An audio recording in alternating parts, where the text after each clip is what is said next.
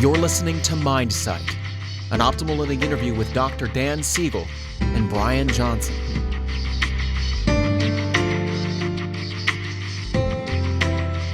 Hi, this is Brian. Welcome back to the Optimal Living interview series. Today, I'm thrilled to be chatting with Dan Siegel. In addition to being one of my favorite human beings on the planet, Dan is one of the world's leading neuroscientists and psychiatrists. He's a graduate of Harvard's medical school and a professor at UCLA's School of Medicine. And he's also the founder of the field of interpersonal neurobiology. He's written a bunch of books. We're going to focus on Mindsight today. But I think most importantly for me, Dan is just a living embodiment of the wisdom that he teaches. The first time we connected, we were just chatting, whether it was 10 years ago or 12 years ago, but it was in a large audience around UCLA of practitioners. And just Dan's presence and his mindfulness is what has really inspired me the most over the last decade. Just a humble, brilliant, wise embodiment of these ideas. So, Dan, I appreciate you, and I'm thrilled to be connected and chat about these ideas. No, thanks, Brian. It's an honor to be here with you, and it has been a wonderful decade of knowing each other, for sure. Well, Mindsight. We can obviously talk about a range of different ideas from all of your books. I'm excited to focus on Mindsight and walk through some of those practical ideas. Can we start at the top, and can you describe to us what Mindsight is? Sure. So, mindsight is a word, and as a word, it embodies the process that human beings have to actually see, that's the sight part, the mind, which would mean your feelings, your thoughts, your memories, your beliefs, your hopes, your dreams, your longings, your intentions, all of that under the word mind. And so you can actually have those things like a thought, but not actually be able to perceive the thought as a thought. So mindsight is this kind of meta ability, this ability to take a little teeny step back from the very process of the mind that will allow you to see the mind itself. So mindsight has three components. It's seeing inside your own mind, that's insight, number one. Seeing the mind of someone else in something we generally call empathy. And then the third process would be honoring the difference between yourself, your mind, and another person's self, their mind, in a differentiated way. That is, you honor these differences, but then you link with compassionate, respectful communication. And that process of honoring differences and promoting clear, compassionate linkages is called integration. So mindsight is three things: insight, empathy, and integration. One of my favorite things when I read books is to see the words that come up again and again. Integration. I don't know if it was the most kind of powerful, salient word in general, but it certainly was for me. And I know that it's the heart of your work. Can you tell us more about what it means to integrate? Yeah, it's a really interesting thing, Brian. I was just teaching in Europe and in different countries, and this concept of integration, whatever culture it is, I've been teaching throughout the North America and then in Africa, in Asia, and Australia, but it doesn't matter where you go.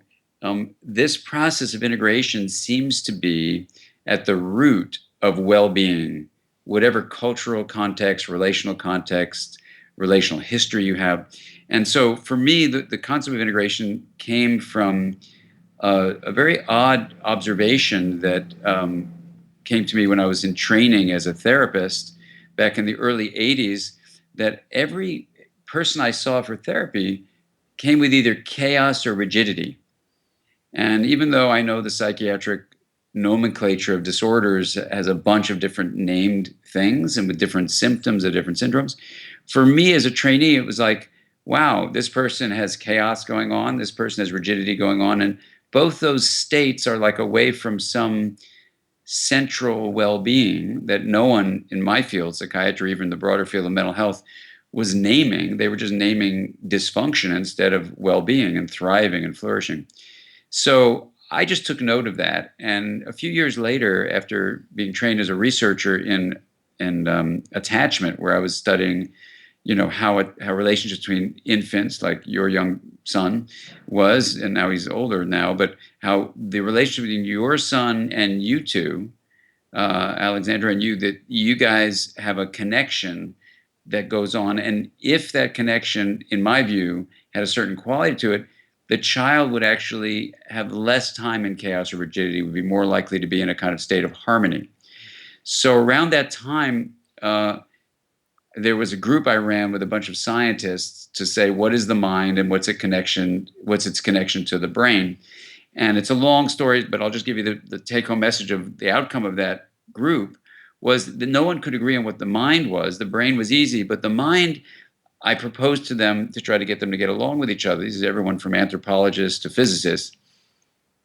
The mind could be seen as this self-organizing, emergent aspect of energy and information flow. And as you see this process of energy and information flow within your body or between you and your child, let's say, it has these three qualities of being open, chaos capable, and nonlinear, which that would take us a long time to describe that. But let me just say those three qualities describe what's called a complex system. And in mathematics, complex systems have emergent properties. They arise naturally from the elements of the system. In this case, we're saying it's energy and information flow. And one of those particular properties is called self-organization. So the reason I'm going to this kind of detail is for the following reason. When you look at the mathematics of self-organization, you find that when a complex system like a cloud or a person allows elements to be differentiated and then linked, it reaches optimal self-organization, which basically is harmony. Harmony has a flexibility to it. It's adaptive. It holds together well over time, called coherent. It's energized. It's stable. That spells the word faces if you rearrange it that way. It's flexible, adaptive, coherent, energized, and stable. And for me, back in the early 90s, I thought, wow, that's like the best definition of mental health I'd ever seen. So from 1992 on, I proposed to this group that a working definition of the mind, which no one still has except this definition I'm about to give you, this emergent self-organizing, where is it? Embodied and relational. So it's in your body, not just your brain. And it's not just limited by the skull, of course, it's in the whole body, but it's not even limited by the skin. It comes between you and other people. Why? Because energy and information flow isn't bounded by the skull or skin. And then you say, cool, what is it? It's a self-organizing process. You say, well, how does it make for optimal self-organization? Integration. And amazingly, integration could finally explain why people with certain disorders had problems with the experience of chaos or rigidity, because when a self-organizing system is not moving toward optimal functioning, it's either rigid or chaotic. So then you can imagine like a river of integration, which was this process whereby you were in harmony with integration, which we're defining as health, linking differentiate parts, or you were, if you're not differentiating or not linking, you went to chaos or rigidity, and suddenly the entire view of the brain, the body, relationships, even spirituality started coming together without boundaries. And from that moment forward, 1992 onward, the hypotheses that are generated from that view are so exciting because, for example, subsequently, in the last 15 years, we now know that an integrated brain is a healthy life. And that just came out about 3 or 4 weeks ago in the Human Connectome project. Connectome is how you study the differentiated areas of the brain and how they're linked. And that study blew my mind. But then the other thing is every psychiatric disorder, whether it's not caused by what parents do, like people with manic depressive illness or schizophrenia or even autism, not caused by anything anyone did, they have impaired integration in the brain. And the question is, can we help them promote more integration? But even in conditions where parents did cause it, like severe abuse or neglect, impaired integration in the brain is the outcome. So the amazing thing is, so far, every hypothesis that has been generated from this proposal from 1992 has been supported. And in the second edition of The Developing Mind, you'll see just this collection of research that you can't say proven, because that's kind of, you want to always be open to that could be completely wrong. But so far, everything that's come up supports that proposal that Mindsight actually allows for integration and empathy, promotes integration. And when parents have Mindsight, they have children who develop resilience and flourish. And I think this is because parents with Mindsight are promoting integration that comes from within them and is in their connections with their child. And amazingly, relational integration stimulates the growth of integration in the child's brain. And integration in the child's brain is the basis of every kind of regulation, regulating emotion and mood, regulating attention and thought, regulating behavior and relationships. It's amazing, but this is the long answer to your short question. This is why I am so excited about integration as a concept, because it's something anybody can learn about and then do something to create more integration in their lives. It's so powerful. And there's so many different things we can flow down in that river. And that idea of the river of flexibility or integration, where you have rigidity and chaos. And I remember maybe it was over lunch we talked about this, and that you need some structure, you need some spontaneity, and if you over kind of flow on one side, you flood one side, you get into that rigidity or chaos. And we want to have that stream of flexibility. Can you talk to us about how we go about the process of integrating, and what some of the best practices you've discovered help us cultivate that? Absolutely. The first thing to say is that the way you're saying it is so important, because every human being has the birthright of living an integrated life. So whether people are living in poverty and are struggling to just survive, finding a way to create more integration in their life will give them more resilience. And of course, we need to support people having healthy food and water and air all around this planet. So there's some basic survival needs we need to do. But as we move toward going beyond survival into meaning, you can look at how you can create integration. So there are 9 domains of integration that we can talk about. And the thing about it is, different people like to think in different ways. So some people don't want to have 9 domains. They just want to have one integration, and that's it. And that's cool. That's fine. Other people like to have 158 different things and divide everything up into little groups, and that's cool. That's fine. So because I'm going to describe to you 9, it's not the end of the world, or like, oh, this is the absolute thing. It's just a bunch of words dividing reality up. So there is reality, I think, and we need to realize that. So like in this recent book I just finished last week called Mind, I just say that in the very beginning of the book. I say, look, anytime we speak with words, you're already limited in how truthful it is, because a word is not the thing itself. And if you want to say, well, it's more complicated than that, you can always say, of course, anything you do with a word, it's more complicated than that. Or you can say it's not quite like that. Yes, anything you say with a word is not quite like that, because a word is not reality.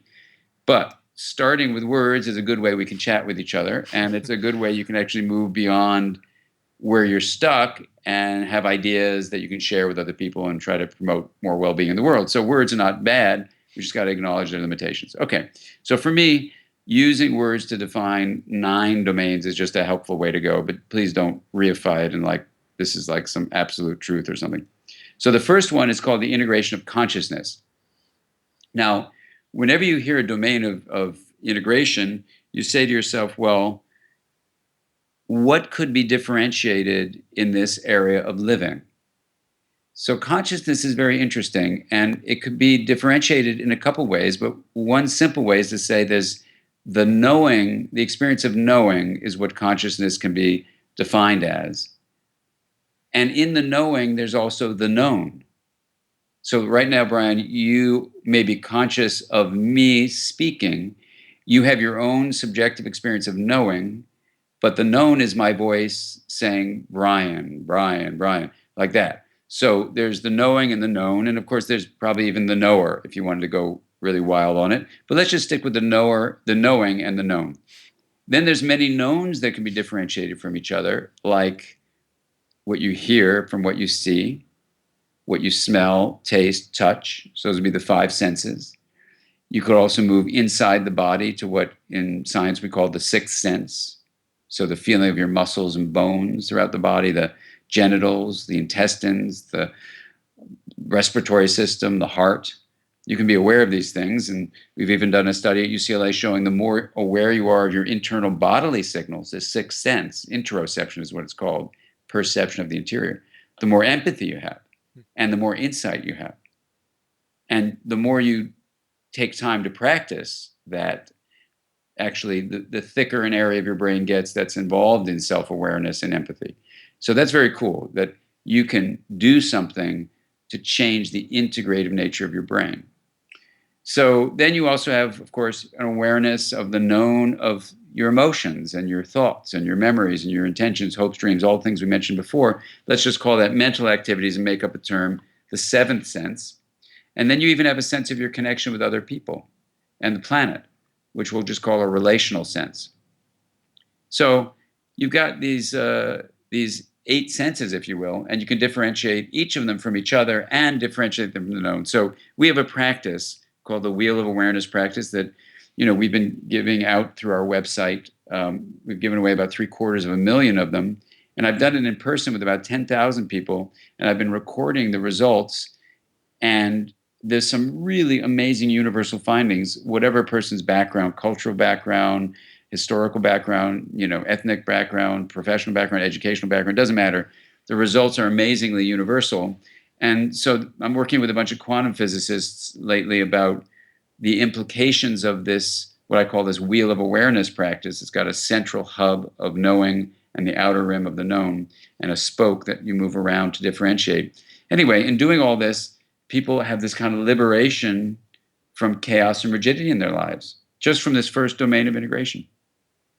So that's how you would integrate consciousness.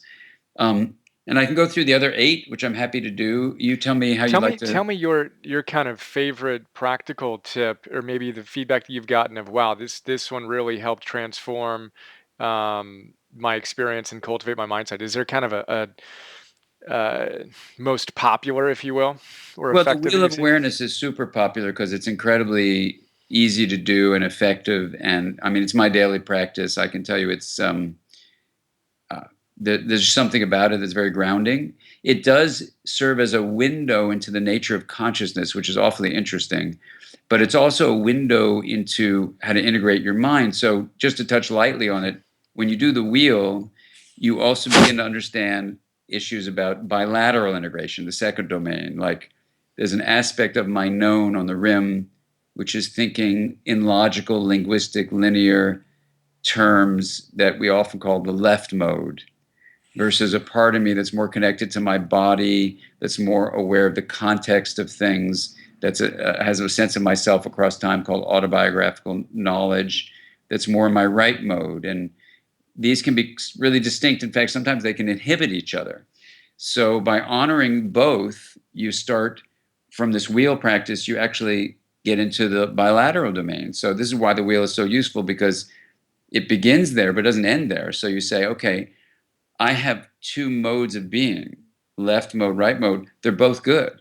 How do I differentiate them and link them? And the key thing about integration is it's more like a fruit salad rather than a smoothie. Integration, you're not blending things and adding them up.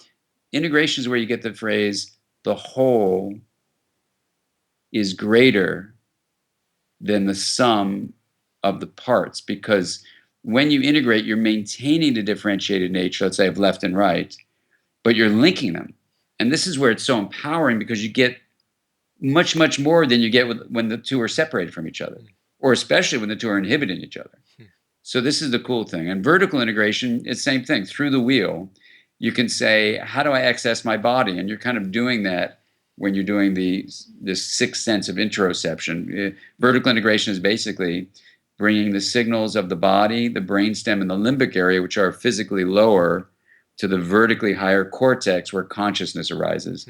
So you're even doing that in the wheel practice. So I said it was integration of consciousness, but that's just that's a part of the beginning of the story. You're also doing vertical integration. And then if you focus on the wheel on memory, you start realizing that there's 2 layers of memory. There's implicit memory, and there's explicit memory. So like, my father passed away a couple of years ago, and I was giving a talk in Germany the other day, and some things started arising inside my body and inside imagery, all sorts of sort of bodily sensations and images. And I was trying to give a lecture on parenting, and they had some time to do some writing, and I took a pause, did a quick survey in my wheel practice, not doing the full 25-minute practice, but just because I do it all the time. I can get into the hub, go explore my rim and say, what's this feeling in my body? What are these images? Kind of do a sifting process, sensations, images, feelings, and thoughts. And some of them were just these implicit elements of my relationship with my dad that were arising because the lecture topic was just about that. How do our parent figures impact us in ways that are not explicit? Which is the second layer of memory, where you know exactly where it's from. You say, I'm remembering my father did this and that or whatever. So explicit memory is autobiographical memory and it's factual memory. But in this case, when I was in Berlin, it was the arising of implicit elements of my relationship with my dad that I needed to sort through and integrate them, literally rising up into awareness, but then processing them into their explicit forms. And I was able to make sense of what that was. And that actually brings us, even in the wheel practice, to, I guess, we have integration of consciousness, bilateral integration, vertical integration, memory integration. Now we're in the fifth, which is narrative integration. It's like, how do you take the memories you have and say, hey, what's the meaning of the madness? Memory doesn't do that. Memory integration just raises it from its implicit beginnings to its explicit integrated forms, which is great and important. Explicit memory is a little more flexible and fluid. That's great. But you want to take it the next step, which is telling the story of your life event is a way where you, yes, draw on the past to understand the present, to free yourself in the future. So it's what Endel Tolving calls mental time travel. And in doing that, what's really cool about it is you're integrating. I mean, in many, many ways, narrative integration builds on everything else we've just talked about. Consciousness integration, literally left-right integration, vertical integration, memory integration. It's building on all that. So that's why it's so important to write in journals, talk to friends, have people you're close to. And that's narrative integration. And as you do that, I didn't think we were going to be able to tie all these together, but we're going through all of them. As you do that, what's cool about it, even in the wheel practice, is as the narrative unfolds, on the rim, you begin to realize, hey, I have these different states of mind.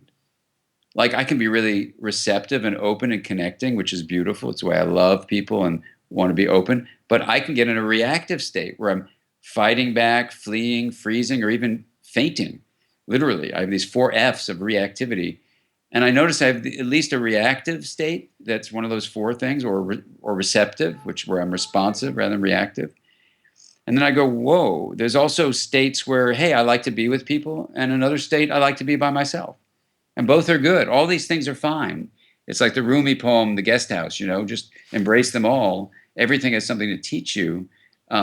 So state integration is just like that. It's saying the purpose of healthy development is not to be homogenous. It's to respect the many states that make us up. The United States of me, and how can I do that? So that's, even from the wheel, you start getting access to it. Okay, I'm just not one homogenous being. Integration, again, is not homogeny. It's not everything is the same. It's not blending. It's not addition. Integration is a very unique synergy where things maintain their differences and interact with each other. That's the synergy part, in this beautiful unfolding that creates the whole that's bigger than just the parts alone. Then you go from there, you go, well, hold on. What about when I'm connected to other people? I'm not just by myself. You go, yeah, that's a kind of state. And let's just call that interpersonal state. And then you can see some people have real problems with that because they have to dominate a relationship or they become completely submissive. In either case, they don't allow differentiation. And how do you maintain a kind of core you, but also giving in to being fully connected to someone else? So for some people, it's risky because they lose identity. Other people, they have to maintain this kind of very rigid, it's me, and they really don't connect. And you can feel that when you hang with them, right? I mean, they're not really listening to you. They don't really want to be open. And so I love the word resonance because it's like guitar strings, where I have this acronym called PART. When you're present for someone, when you focus your attention on their internal world, not just their behavior, that's called attunement. So presence, P, A is attunement, R is resonance. This is where I'm changed because of you, Brian, and hopefully you'll be changed because of me. And then we're kind of a part of each other, right? And that takes a certain kind of strength. It takes a certain kind of strength to do that. And the beauty is there's a we that's created that is much bigger than you alone and me alone. And when you feel that, and I think you feel that in your marriage, and you feel that with your kids, it's not that other people are becoming you. You're like guitar strings. They influence each other and shape each other's vibrations. They don't become each other. And this is why I really prefer the word resonance over the word mirroring. Because mirroring is more like you're literally like a mirror. You're just reflecting back exactly what you see. No, that's not resonance. Resonance is I'm me, but I'm really changed because of you.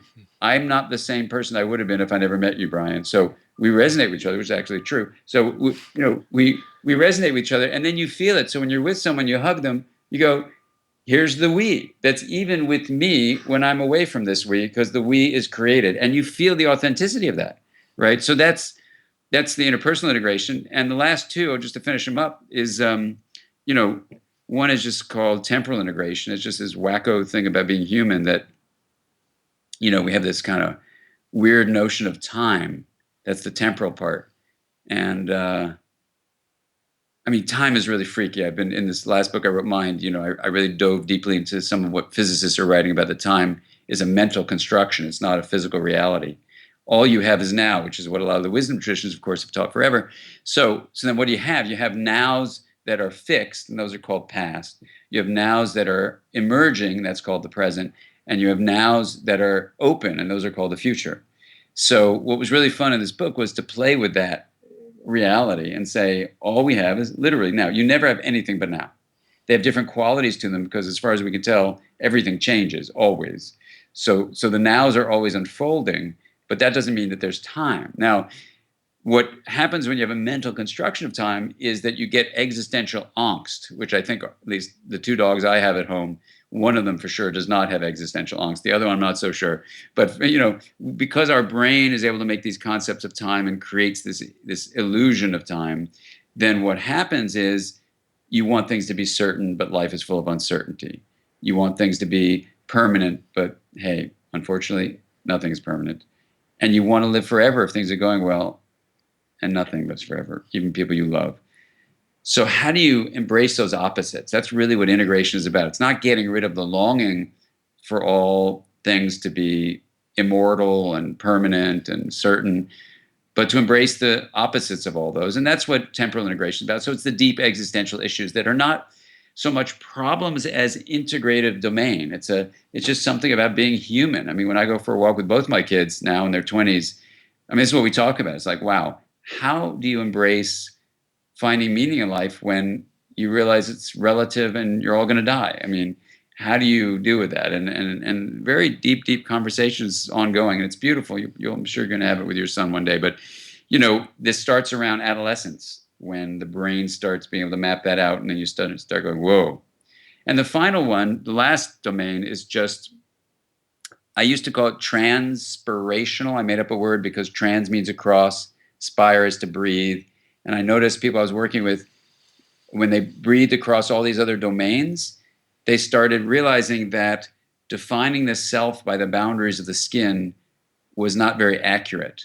They started feeling that the self, who they were in their identity, was connected to things larger, not just people they loved and they knew, but like trying to make the world a healthier place, trying to make the world a safer place, a more loving place. That's a part of this transpirational integration.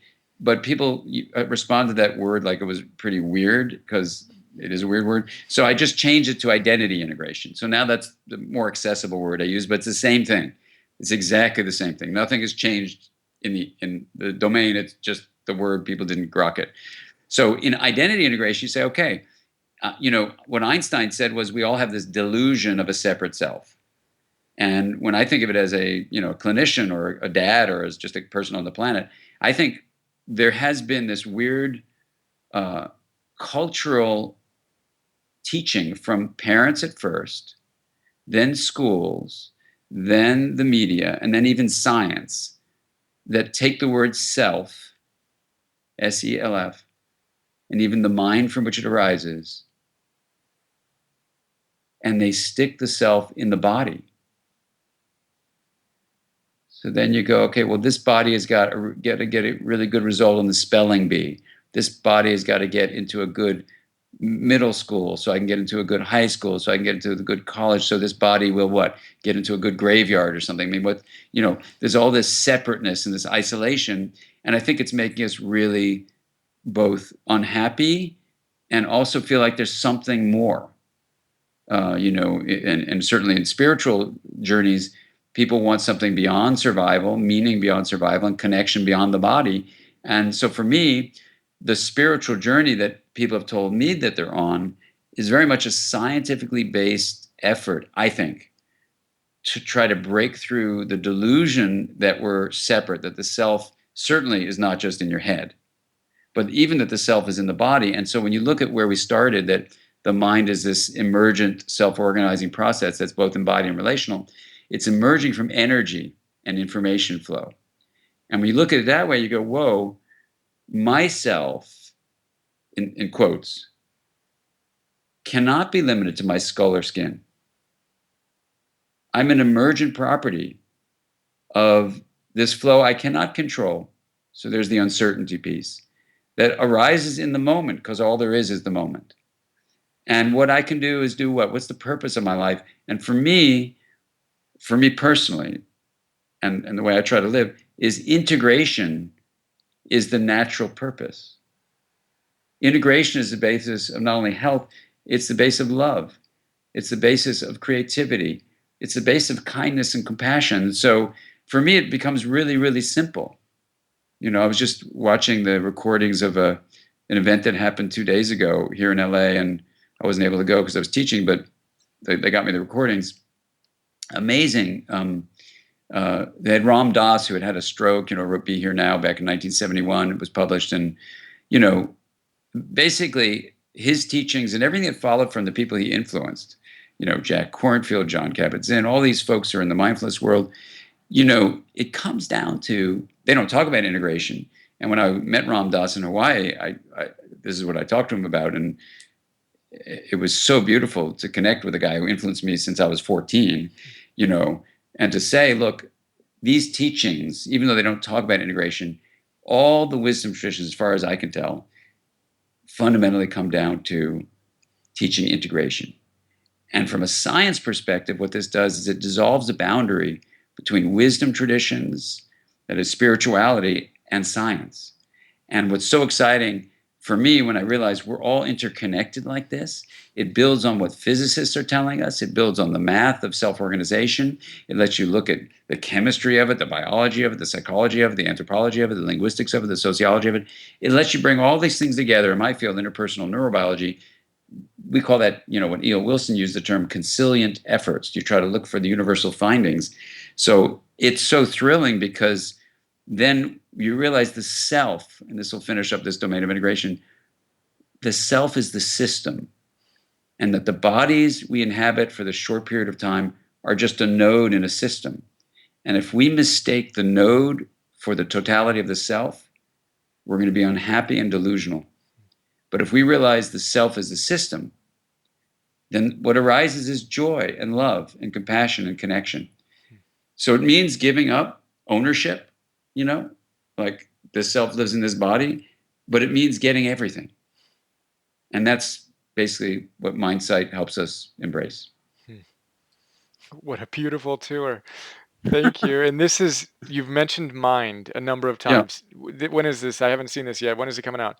Well, I just turned it in last week. So they tell me it'll be out in September 2016. All right. Well, I'm looking forward to seeing that and hopefully connecting for another one of these chats and helping get that wisdom out. Can't wait to read it. Yeah, it's a fun romp through spirituality, science, inner reflection, personal relationships, and I'm happy to get you a copy, Brian. You can dive into it. And then you mentioned your site. Where's the best people to go to kind of connect with you and also to learn more about the wheel and all that good stuff? Yeah, absolutely. So go to drdansiegel.com. So it's DrDanSiegel, drdansiegel.com, and you'll get a bunch of goodies there related to all the things we've been talking about. Fantastic. Yeah. Well, thank you. I know we could talk about everything for a weekend. I also know that you have something coming up, so I want to respect your time and look forward to seeing you again in person. It's great to see you now. Yeah, it's great to see you. Great to hear you. And joy to you and your fam, and joy to you and all your listeners. And Let's do it again. This is really fun. Look forward. Great to see you. Hi, this is Brian. A lot of people don't know all the stuff I do beyond these free videos I share on YouTube, so I thought I'd do a quick video to give you an overview of our membership program that you can get access to and get a ton of other stuff. So here's a quick look. $10 a month, join the Optimal Living membership program. You get instant access to 250 philosopher's notes on some of the best optimal living books out there. Old school classics, positive psychology, modern stuff, mindfulness, peak performance, purpose, neuroscience, wealth, etc. And what you may not know is that in addition to the PNTV episodes, I create PDFs on all of these great books. So 6-page PDFs. Let's take a look at one of them. Joseph Campbell. You want to figure out how to live your hero's journey? Well, this is a great place to start. I basically pull out my favorite big ideas, riff on them, connect them to other books and other ideas, and help you apply this wisdom to your life today. That's what the PDF looks like. Again, we have 250 of these on all these different great books. And then I record those PDFs as an MP3. So you can listen to that MP3 while you're on a walk or working out or doing some errands or whatever. That is Philosopher's Notes. A lot going on there. And then in addition to Philosopher's Notes, you get access to Optimal Living classes, Optimal Living 101. Idea here is that all those great teachers come back to the same big ideas again and again and again. I distill those ideas into classes.